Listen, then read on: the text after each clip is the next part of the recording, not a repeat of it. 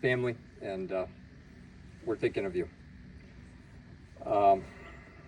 We're grateful to have Carl's siblings here, Bruce and Peg, Cindy and Craig, Doug, his family. We also have a bunch of Waldo's family here, Arthur's family, and coming up from the mid-coast.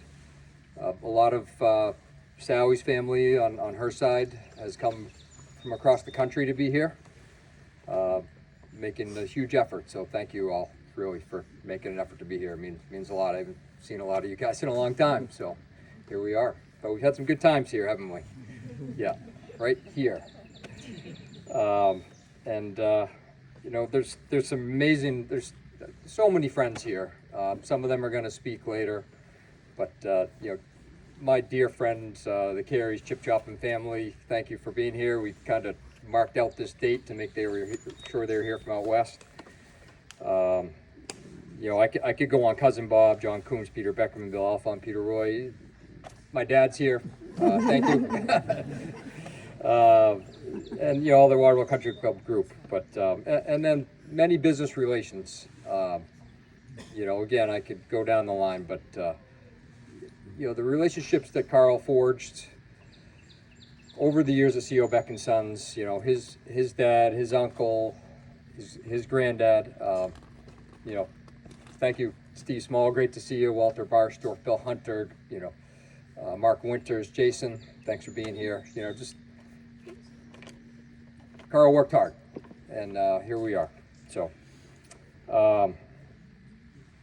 and I just want to extend a really special thank you to someone who really is part of our family, Nancy French. She's been a caregiver for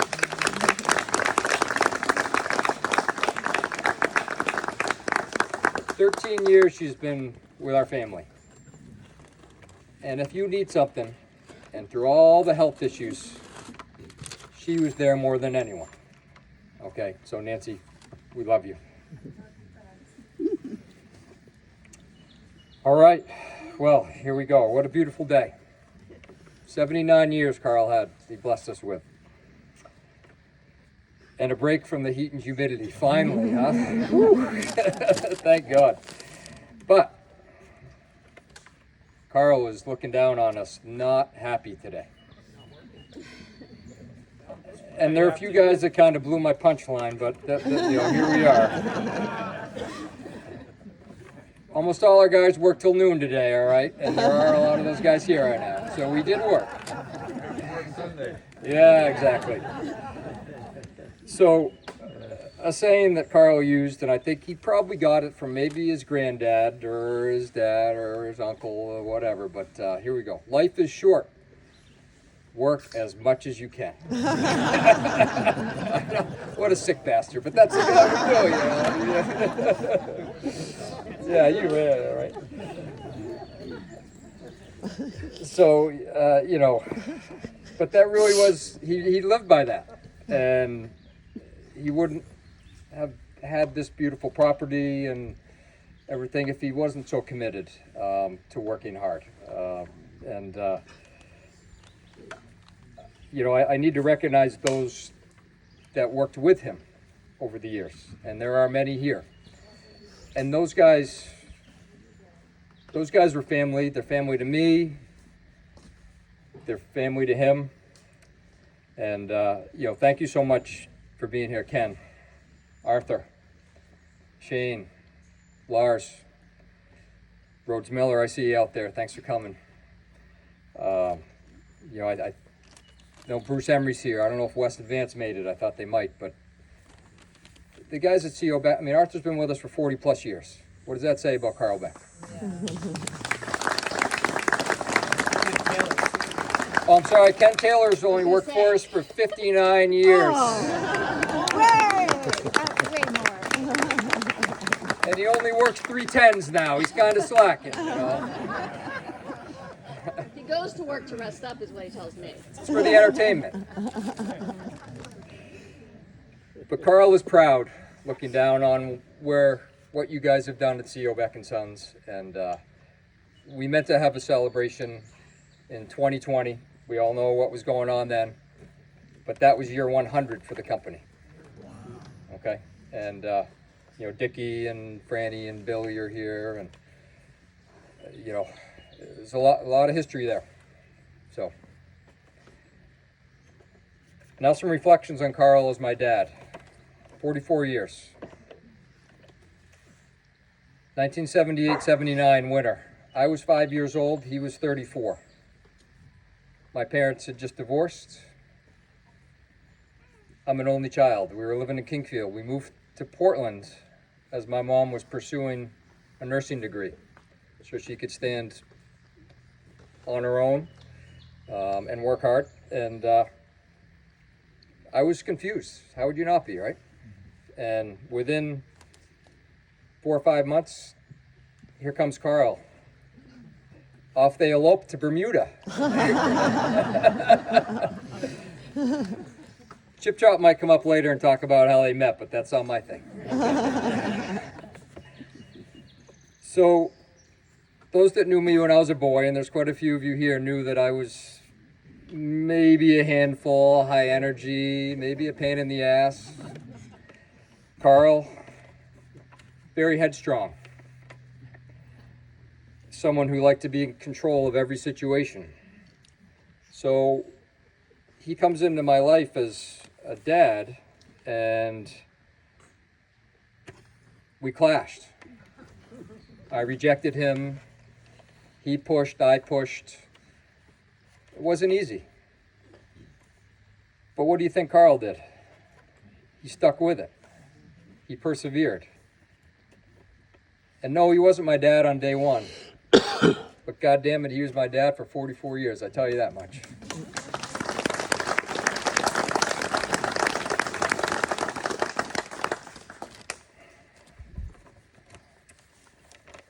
All right, I gotta flip the page.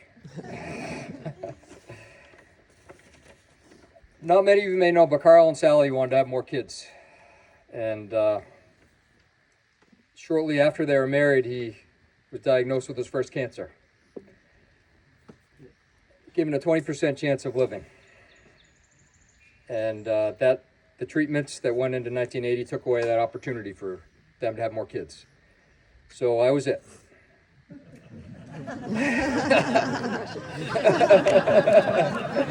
So one thing I'll say is, thank you that I'm athletic, because if I wasn't, it would have been a problem. Because Carl sure liked sports. And no, we didn't go to any concerts. There was any theater, no plays, none of that. It was like, here we go. And he played some sports with me early on. But more than anything, man, did he have a passion for following the local sports teams. And, you know, what a time to get introduced to the NBA. Bird and the Celtics playing against Magic, and then Jordan. You know, forget the Red Sox in '86. I'm still recovering, but, you know, that was part of my childhood. But back to the good times, we went to the Garden countless times. And, you know, we saw those guys I mentioned play against him, and, you know, he hooked me on sports. So, you know, watching and becoming a fan, and, you know, Celtics just hung number 18, so, you know, we're good with that. But some highlights. In 1983, we went to the old Schaefer Stadium to see Doug Flutie in BC play Alabama. Okay, afternoon game. That night, we sat courtside at the Celtics game. Okay, I'm 9 years old. I'm like, and he was like, and we're like, yeah, okay, let's do this. 1988, the famous Dominique and Bird fourth quarter duel semis of the Infantry Conference, Game 7. We got tickets to the Red Sox that afternoon, okay? My best friend Forrest, wherever you are, he remembers. So I'm, 12, 13 maybe, he's 11, and we're going into Boston, and we're like, all right, you know, why are we going to Fenway? We go to North Station. We try to scalp some tickets. Carl's a conservative man, except when he's not, right? You know, he likes to gamble a little bit, and you know, so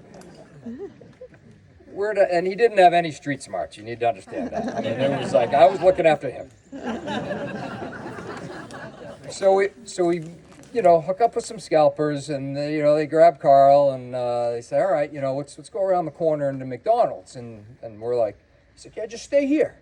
You know, we're on one of the side streets off a causeway, and it's like, okay, fine, fair enough. 5 minutes later, one of the scalpers comes back around the corner and says, your dad's in handcuffs, getting put in a cruiser. No shit, real story. So we come around the corner, we're like, hey, that's our dad. What are you doing? And like, you know, he somehow talked his way out of it. Let him out of the cruiser, no handcuffs. We think it might have been a Boston Cop inside job, but you know, either way, in hindsight. But that was one of those moments where we lived to tell about it. I think he didn't tell you for like 10 years.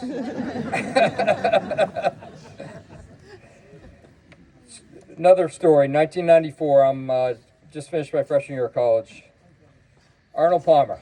Okay, any of you guys know Carl know that he worshipped Arnie from the early days. And it was Arnie's going to be his last U.S. Open at Oakmont. And he's like, we're going. I'm like, hell yeah, let's go. Pittsburgh, okay, in late June. Off we go, not for a round, practice round. All 4 rounds, it was like 99 every day. O.J. Simpson chase was that night. I mean, but we were there with Arnie as he was walking off the course. And, you know, Carl went for it, you know, in so many ways, right? And those moments are ones that will always be with me. I could go on and on about other sporting events we went to. You know, playing golf at Cypress, you being at the Masters with Carl a couple times. Didn't play Augusta, but you know, you were there. And I just need to mention, you know, this one story about the Masters, and no Gubby here today, Carl's closest friend. Many of you knew Gubby. What a charismatic guy. Well, they literally snuck into the Masters in the late 60s. They jumped the fence and snuck into the Masters. So, yeah, that's Carl. I mean, you know, Mr. Conservative, right? Yeah, no brownie story for me right now. Of course, you could tell that one.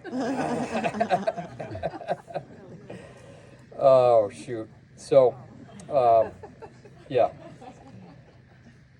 Common theme. Carl was passionate, whether it was working, being there for his family, or doing these amazing things. And there were a lot of them.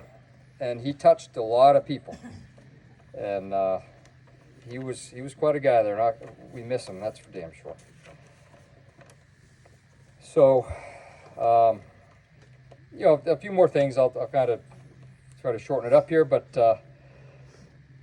I really do need to talk a bit about his work, because those that knew Carl knew that he had interests, and we just talked about some, but he worked.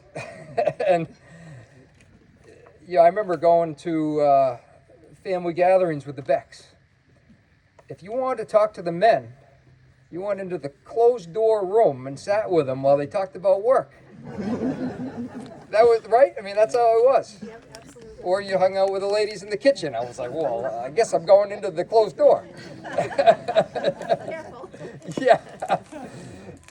But that's how much he was committed to it, and you know, I lived it, and I'm living it now with the guys that were working with him, and it was amazing, and you know, yeah. So, just a few other kind of quick, funny stories. You know, I think you all know he wasn't only a tireless worker; he was brilliant. How many roofing contractors do you know had an MBA and a CPA? Okay, and the guy was just a master of numbers. he was doing finances and personal advising, taxation for probably half the people here today. Memories as a kid. April 13th, maybe 14th. Okay, this is roofing season's just starting to roll. Chip Carey shows up at our house every year at like 5 o'clock, April 13th, with a shoebox, okay, with all his shit from that year. Boom, and they Carl, oh my God, Chip, here we go, okay. They stay up all night, file the return the next day. But he did such things to people, and he took care of a lot of people. And, he was a rock for a lot of us. And he's not here. And, but, he got sick too many times. Really is what came down to it. And Sally touched on it a little bit, but I talked about 1979. In 2002, he had colon cancer, which was supposed to be routine. Ended up in the hospital for a few weeks. Infection, multiple surgeries. 2010, he had the radical neck surgery. Feeding tube for almost a year. Lived another 14 years after that. The guy was on borrowed time. But don't tell him that. This year, I think what made it so hard for so many of us is that in losing him, you can't die, Carl, right? I mean, they don't take you away, right? 5 times he survived. And,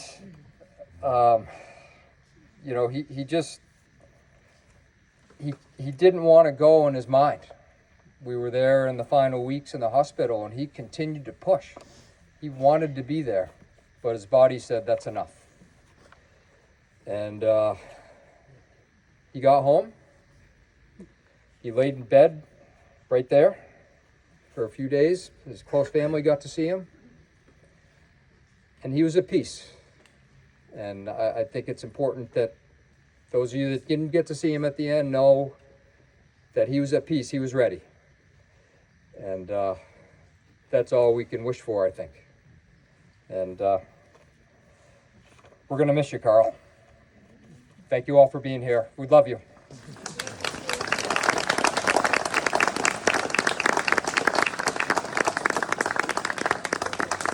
John? Where's John?